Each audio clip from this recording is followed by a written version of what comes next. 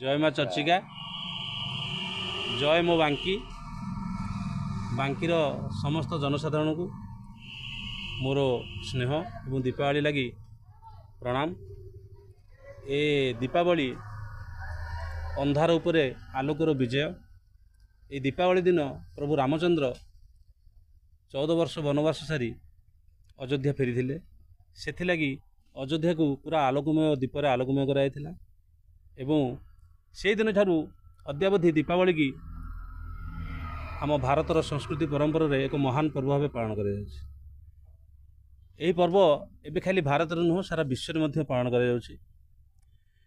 गला वर्ष एक आरब देश मानकर पर्व को महासमारोह पालन कराइला। यही समारोह साधारणतः सरकार तरफ छुट्टी घोषणा करा जाए एवं यह एक महान पर्व। यही पर्व सबू घर सबू सदस्य मान एकाठी हुंती महासमारोह पर्व को पालन करा जाए।